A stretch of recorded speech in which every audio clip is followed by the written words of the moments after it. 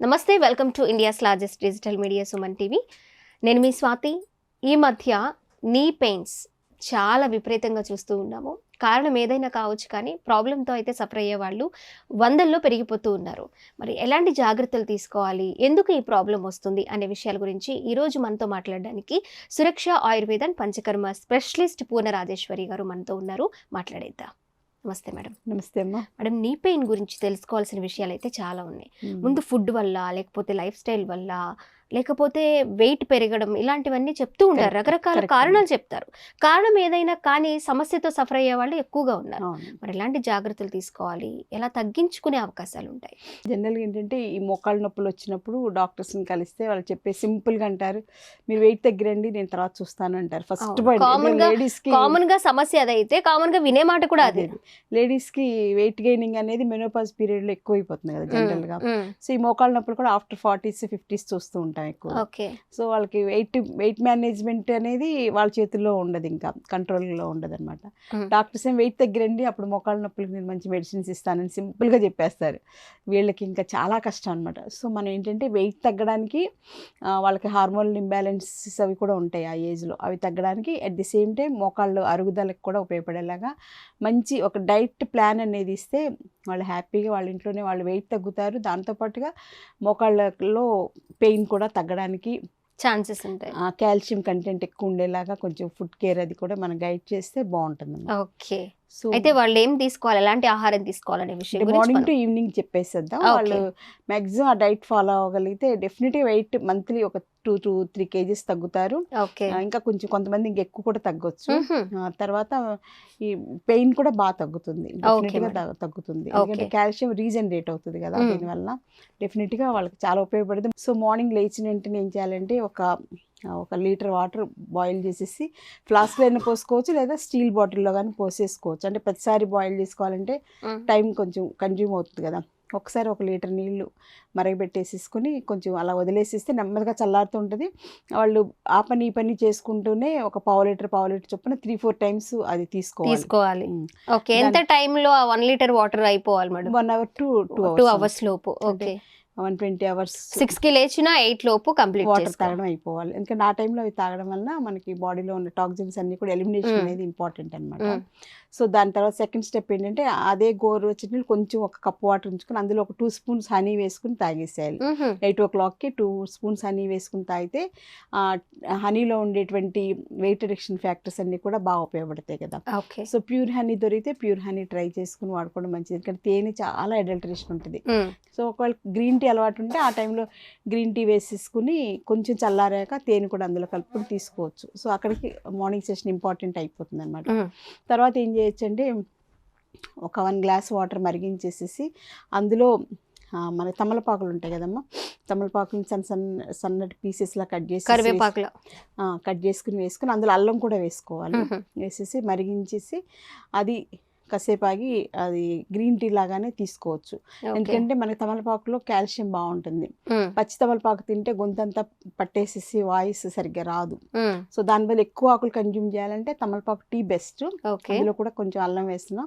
ఇంకా కావాలంటే కొంచెం టీ పౌడర్ ఇలా జస్ట్ చిటికితోటి అలా వేసేస్తే టీ పౌడర్ ఇంతే వేస్తే మంచి ఫ్లేవర్ కూడా వస్తుంది అనమాట. సో అలాగా ప్రొద్దున్నే తమలపాకు టీ తాగేసి 8:30 అరౌండ్ తీసుకుంటూ ఇంట్లో వంట అంతా కంప్లీట్ చేసేసుకోవచ్చు. ఇంకా నెక్స్ట్ బ్రేక్ఫాస్ట్కి వస్తే ఏంటంటే 2 ఇడ్లీ కానీ 2 దోశలు కానీ ఏదైనా అట్లా సింపుల్గా ఉండేలాగా ఇంట్లో వాళ్ళకి ఎలా చేయాలి కదా అది తీసుకుంటూ దాంతోపాటుగా కొంచెం రాగి జావ ఉంటుంది కదా, రాగి జావ 1 గ్లాస్ తీసుకుంటే ముందు రాగి జావ తాగేసిస్తే కడుపు నిండిపోతుంది. అప్పుడు ఇడ్లీల మీద క్రేవింగ్ తగ్గుతుంది అనమాట. లేకపోతే ఇడ్లీ చూసిన వెంటనే అలవాటు ప్రకారం 3-4 అలా తినాలంటుంది కదా, అందుకని ముందు రాగి జావే తాగేసేయాలి. ముందే 8:30కి రాగి జావ తయారు చేసేసుకుంటే అది కొంచెం చల్లబడుతూ ఉంటుంది కదా, ఆ టైంలో గబగబా తాగేసేసి తర్వాత అప్పుడు ఇడ్లీ దగ్గర కూర్చుంటే బెటర్. ఓకే. సో అట్లా చేసుకోవాలి. తర్వాత మధ్యాహ్నం 11 o'clockకి బటర్ మిల్క్ తీసుకోవాలి.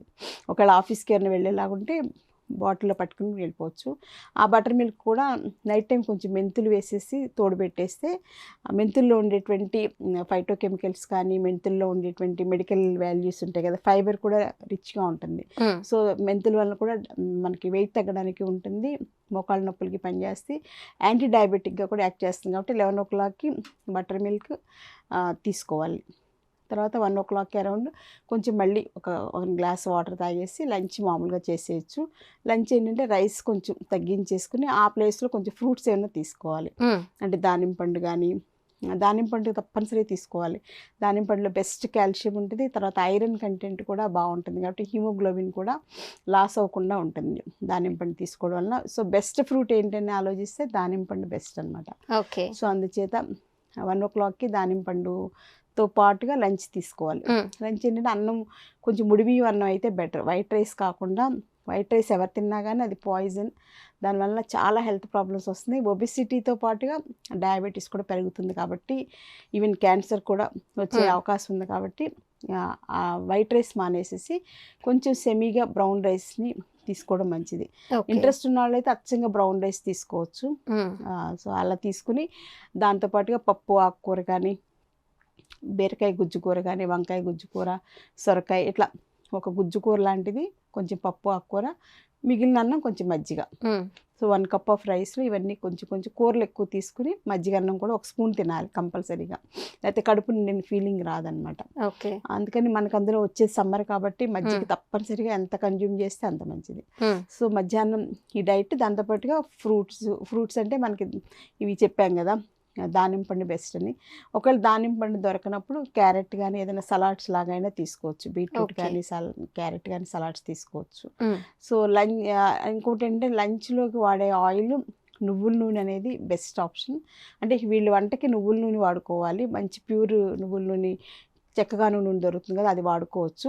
ఒకవేళ అది వాడడం కొంచెం కష్టం అనిపిస్తే కొబ్బరి నూనె వాడుకోవచ్చు, లేదా వేరుశెనగ నూనె, ఏదైనా సరే చెక్కగా నూనె నుంచి తెచ్చుకుని వాడుకోవాలి.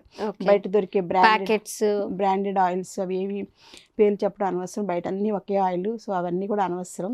మనం నమ్మకంగా ఒక చోట పెట్టుకుని అక్కడి నుంచి తెచ్చుకున్నది వాడుకోవాలి. ఇంకోటి అట్లా వెళ్ళినప్పుడు ఏంటంటే అక్కడ వాళ్ళకి వేరుశెనగ చెక్కది అది దొరుకుతుందమ్మా, దాన్ని సో అది ములగాకేసి కూర చేస్తారు కదా. సో తప్పనిసరిగా వారానికి 2 సార్లు తెలగపిండి. ఓకే. తెలగపిండి. సో తెలగపిండి చెక్క మనకి అక్కడ దొరుకుతుంది, పౌడర్ చేసేసి అమ్మేస్తున్నారు. ఇదివరకైతే పాత రోజుల్లో తెలగపిండి చెక్క అని దొరికేది, ఇప్పుడు దాన్ని చెక్క వాళ్ళే పౌడర్ చేసి అమ్మేస్తున్నారు. సో దానిలో కొంచెం ములగాకు వేసేసి వారానికి 2 సార్లు ఆ కర్రీ తీసుకోవాలన్నమాట. ములగాకు కూడా కంపల్సరీ పప్పు ములగాకు అట్లా వారానికి 3 సార్లు ములగాకు తీసుకోవాలి. 2 సార్లు తెలగపిండి కూరలో తీసుకోవచ్చు, ఒకసారి పప్పులో వేసుకుని తీసుకోవచ్చు. ములగాకు కూడా బెస్ట్ కాల్షియం ప్రోడక్ట్, అండ్ అందులో కూడా ఫైబర్ బాగుంటుంది, వెయిట్ రిడక్షన్కి పనికి వస్తుంది, తర్వాత మెయిన్ మోకాళ్ళ నొప్పులకు చాలా అద్భుతంగా పనిచేస్తుంది. సో ఈ డైట్ని ఇంట్లో అందరికీ మంచిదే. పాత రోజుల్లో ఇలాంటి తిండే తినేవాళ్ళు, ఇప్పట్లాగా అన్ని స్లైసెస్ అని లేకపోతే ఫ్రైస్ అని లేకపోతే బయట దొరికేవన్నీ ఇవన్నీ తినేవాళ్ళు కాదు కదా. సో అందుచేత ఇలాంటివే తీసుకోవాలి. తర్వాత ఈవినింగ్ 4 o'clockకి మళ్ళీ టీ అలవాటు అయితే టీ తీసుకోవచ్చు, ఏదో ఒకటి లిక్విడ్ క్వాంటిటీ ఏదో ఒకటి తీసుకోవాలి. తర్వాత ఈవినింగ్ ఆఫ్టర్ 7 ఇంటికి వెళ్ళాక గోధుమ రవ్వ ఉప్మా కానీ, జొన్న రవ్వ ఉప్మా కానీ, లేకపోతే మళ్ళీ రాగి జావ కానీ, రాగి సంకట కానీ, వీటన్నిటిలో ఏంటంటే కాల్షియం బాగుంటుంది ఇప్పుడు చెప్పినవి. మరి ఈ మిల్లెట్స్ అయితే అందరికీ డైజెస్ట్ అవ్వదు, అందుకని అది నేనైతే అడ్వైజ్ చేయను. చాలామందికి మిల్లెట్స్ తీసుకోవడం వల్ల కొంచెం గ్యాస్ట్రిక్ ట్రబుల్స్లా వచ్చి కొంచెం ఇబ్బందులు పడుతూ ఉంటారు, నా పేషెంట్స్ చెప్తుంటారు అనమాట. అందుకని రాగులు, జొన్నలు ఇవైతే సాఫ్ట్ ఫుడ్స్ అనమాట. గోధుమ రవ్వ ఇవి సాఫ్ట్గా 7 o'clock కల్లా ఇవి తీసుకోవాలి. అందులో కూరలు ఏమన్నా ఉదయం కూరలు వేసుకున్నా ఓకే, మళ్ళీ ఏమన్నా టైం ఓపిక ఉంటే ఈవినింగ్ కూడా మళ్ళీ ఫ్రెష్గా కర్రీ చేసుకుని తినచ్చు. దాంతోపాటుగా కొంచెం మజ్జిగ కూడా పోసుకోవాలి అందులో. ఎప్పుడైనా మజ్జిగ పోసుకుని అంటే పొట్ట నిండిపోతుంది, చల్లగా అవుతుంది అనమాట. అప్పుడు మనకి ఇంకా నెక్స్ట్ ఫుడ్ తినాలని అనిపించదు, మనకి మనమే కంట్రోల్లో ఉన్నట్లు. అందుకని కంపల్సరీగా 1 స్పూన్ అయినా సరే, గోధుమ ఉప్మా అయినా ఎందులో అయినా సరే 1 స్పూన్. మీరు తినేదే కొంచెం ఇంట్లో వాళ్ళకు టేస్ట్ చూపిస్తూ ఉండండి, అంటే వాళ్ళ అలవాటు పడడానికి. వాళ్ళు నచ్చంగా మన ఫుడ్కి చేస్తే వాళ్ళు మొత్తాన్ని పారిపోతారు. అందుకని అలా కాకుండా కొంచెం కొంచెం చూపిస్తూ ఉంటే వాళ్ళకు కూడా కొన్నాళ్ళకి ఇందులోకి వచ్చేస్తారు. ఎవరైనా ఈ ఫుడ్లో వాడుకోవడం మంచిదే, ముఖ్యంగా నీ జాయింట్ పెయిన్స్ ఉన్న వాళ్ళకి. తర్వాత నైట్ టైం పడుకునేటప్పుడు ఆవు పాలు ఆవు పాలు తీసుకుని ఆవు పాలు నైట్ టైం ఒక గ్లాస్ ఆవు పాలు తీసుకోవడం మంచిది. ప్యాకెట్ పాలు వాడకుండా డైరెక్ట్గా ఆవు పాలు లేనప్పుడు గేదె పాలైనా కొంచెం వాటర్ మిక్స్ చేసేనే తీసుకోవచ్చు. అందులో కొంచెం మిరియాల పౌడర్ కూడా వేసి తీసుకుంటే మిరియాలలో కూడా కాల్షియం ఉంటుంది, అది వెయిట్ రిడక్షన్ కూడా పనికొస్తుంది. అందుకని మనకి ఆవు పాలు మిరియాల పౌడర్ తోటి మరిగించుకుని అవి తాగేసేసి కొంచెం గోరువెచ్చగా తాగాలి. నైట్ టైం మళ్ళీ వేడి పాలు తాగితే నిద్ర పట్టదు, అందుకని గోరువెచ్చగా ఉండే పాలు తాగడం అనేది మంచిది. సో ఈ రకంగా డైట్ ప్లాన్తో పాటుగా ఒకవేళ మీకు అవకాశం ఉంటే కనుక మనకి జీడిపప్పు బాదం పప్పు ఇవి ఉంటాయి కదా డ్రై ఫ్రూట్స్, అవి రాత్రిపూట కొంచెం బాదం పప్పులు ఒక 5, జీడిపప్పు ఒక 5 అన్ని కూడా నానబెట్టుకుని అవి ప్రొద్దున్నే బ్రేక్ఫాస్ట్ టైంలో తీసుకుంటే డెఫినెట్గా అందులో కాల్షియం, మినరల్స్, మెగ్నీషియం అన్నీ ఉంటాయి కాబట్టి అన్నీ కూడా మోకాళ్ళ అరుగుదలకి బాగా పనిచేస్తాయి.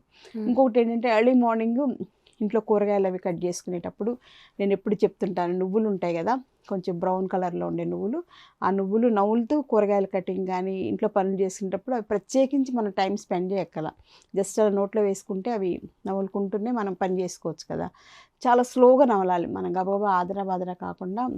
సో మనకి దాన్ని ప్రత్యేకించి టైం స్పెండ్ చేయకుండా ఏదో పని చేసుకుంటూ నోట్లో వేసుకుని నవ్వులుతుంటే కొంతసేపటికి అందులో నుంచి ఆయిల్ వచ్చినట్టుగా మనకి నోరంతా కూడా ఆ థిక్నెస్ ఫీలింగ్ తెలుస్తుంది అనమాట. అప్పుడు మనకి అది డైరెక్ట్గా బోన్స్లోకి అబ్జార్బ్ అవుతుంది. సో ఇది చాలా ఇంపార్టెంట్ టెక్నిక్. ఏదైనా మనం అలవాటుగా చేస్తూ ఉంటే కొన్ని రోజులకి అలవాటు అయిపోతుంది, అదేం ఇబ్బంది ఉండదు. కొత్తలో అమ్మ ఇవన్నీ చేయాలా అనిపిస్తుంది. అందులో ఇంట్లో వాళ్ళకి వేరే ఆయిల్, మనకి వేరే ఆయిల్, ఇవన్నీ కొంచెం ఇబ్బందిగానే ఉంటాయి ప్రాక్టికల్గా. ఇంట్లో వాళ్ళకి కూడా ఈ ఆయిలే వేసేసి పైన కొంచెం నెయ్యి వేసేస్తే సరిపోతుంది. ఎవరికైనా సరే టేస్ట్ బాగుండి తినాలనిపించాలంటే పైన ఒక స్పూన్ నెయ్యి చల్లేస్తే ఇంకా ఆటోమేటిక్గా ఆ ఫ్రాగ్రెన్స్తో ఉంటుంది కాబట్టి వాళ్ళు తినేస్తారు, వాళ్ళకి ఏం డిఫరెన్స్ తెలియదు. సో అట్లా కూడా ట్రై చేయొచ్చు. Okay madam. దీంతో పాటుగా యోగాలో కూడా కొన్ని స్పెషల్ ఆసనాస్ ఉంటాయి మోకాళ్ళ అరుగుదలకు తగ్గడానికి. మంచి యోగా మాస్టర్ కేర్లో యోగా కూడా నేర్చుకుంటే మంచిది. సాధన చేయాలి, నేర్చుకుని వదిలేయడం కాకుండా రెగ్యులర్గా మనం ఎలా అయితే పొద్దున్న లేచిన వెంటనే బ్రష్ చేసుకోవడం ఇవన్నీ చేస్తాం, అలా యోగా అనేది రెగ్యులర్ సాధన చాలా అవసరం. ప్రాణాయామ సెషన్స్ కానీ, మెడిటేషన్ కానీ, యోగాలో కొన్ని ఎక్సర్సైజెస్ అలానే అన్నీ చేయకూడదు. సో నెమ్మదిగా చేస్తుంటే కొన్నాళ్ళకి వజ్రాసనం కూడా వేయగలిగిన స్థితిలో వాళ్ళ మోకాళ్ళు వంగుతాయి అన్నమాట. సో వజ్రాసనంలో కూర్చోగలడం అంటే అసలు అది మోకాళ్ళ అరుగుదల ఉన్న వాళ్ళకి, మోకాళ్ళ నొప్పులు ఉన్న వాళ్ళకి గ్రేట్ అచీవ్మెంట్.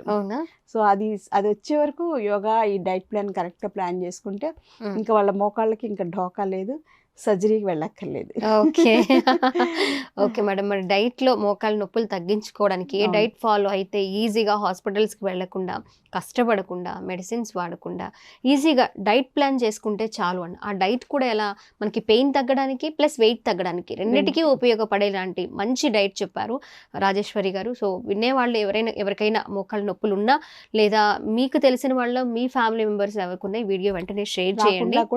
రాకుండా కూడా ఉపయోగపడుతుంది. అంటే వచ్చిన వాళ్ళే కాదు, ఆ మోకాళ్ళ నొప్పులు లేని వాళ్ళు, వెయిట్ తగ్గాలి అనుకునే వాళ్ళు కూడా ఈ డైట్ ఫాలో అయ్యి చాలా ఈజీగా వెయిట్ లాస్ అవ్వచ్చు, ప్లస్ మోకాళ్ళ నొప్పుల నుంచి కూడా బయటపడవచ్చు. ఇలా ఒక 40 days ఏదైనా సరే మనకి మన భారతీయ సాంప్రదాయం ఏంటంటే ఒక మండల దీక్ష అంటాం కదా, అయ్యప్ప స్వామి దీక్ష కూడా 40 days చేస్తాం కదమ్మా.